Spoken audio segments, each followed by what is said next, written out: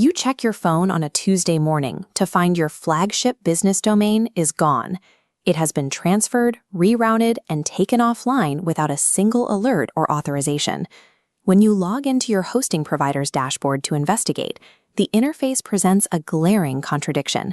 The control panel still displays a secure, glowing green lock, yet a raw terminal query directly to the registry returns the actual state: client transfer prohibited equals false.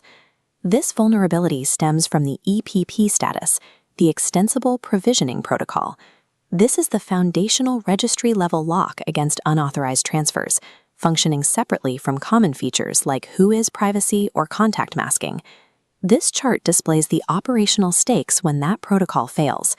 43% of domain hijacking attempts target business properties. A successful breach results in an average recovery cost of $2,500 and a typical downtime window of 72 hours. When administrators escalate this exact breach, Tier 1 support frequently offers a jarring response.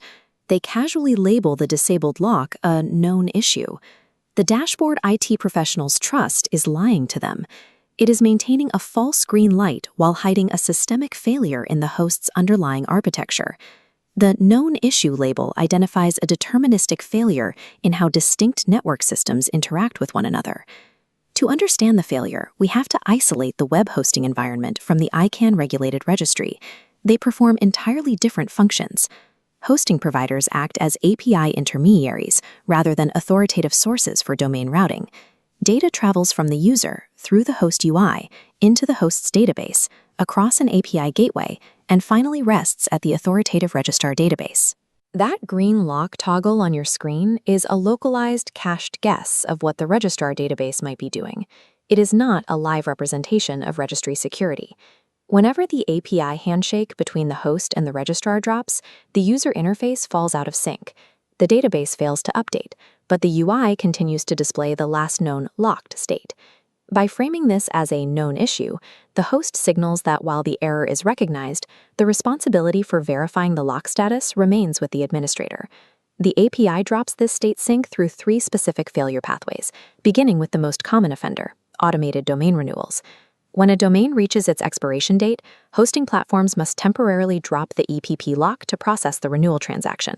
A server-side cron job executes, initiating an asynchronous data operation to begin the renewal cycle.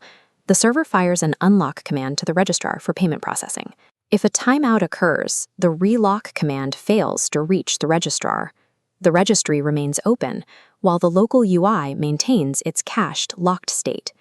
Poorly written scripts lack the strict error handling logic required to retry the API handshake. Once the connection times out, the system stops trying. Because the host UI only checks its localized cache instead of pinging the live root authority, it never updates. The administrator remains blind to the exposure. The convenience of auto-renewal inadvertently creates a permanent, invisible security vulnerability when the API logic is flawed. The second failure pathway is triggered when multiple backend systems attempt to manage domain settings at the exact same moment. This shows a race condition. A security sweep and API sync write to the same cell simultaneously. The first writes locked, but milliseconds later, the second overwrites it with an obsolete, unlocked state, triggering 0 warnings. The third failure occurs during physical infrastructure upgrades, specifically account migrations across different hardware. Moving clients from a legacy server to a modernized platform requires precise database schema mapping to ensure every setting translates correctly. When migration protocols are poorly scripted, specific columns fail to translate. The data column responsible for the lock status flag simply drops out of the target schema entirely. The domain arrives on the new hardware in an open default state. The IT team receives a successful migration notice, completely unaware of the vulnerability.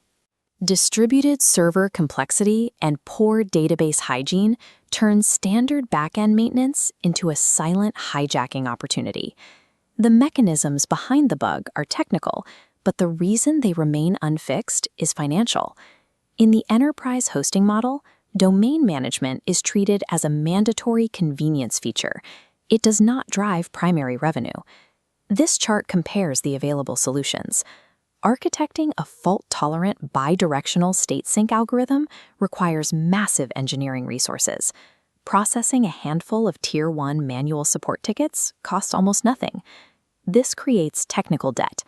Leadership justifies ignoring the architecture flaw because only a statistically insignificant fraction of users ever notice their domains have desynchronized. Calling it a known issue is a calculated liability strategy.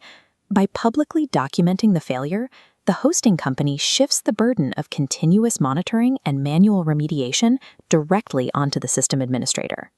The integrity of a foundational digital asset is sacrificed to balance the hosting provider's technical debt ledger.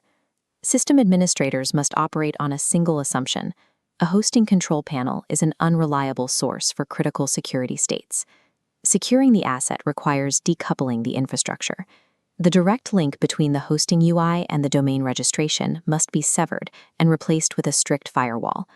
By migrating domain registration to a dedicated standalone entity, you eliminate the API intermediary failure entirely. This architecture allows you to implement registry lock. This standard forces out-of-band verification requirements at the actual registry level, completely independent of the hosting platform. Administrators must adopt a new verification protocol. Bypass the UI. Verify your lock status exclusively through direct terminal queries or the native registrar platform.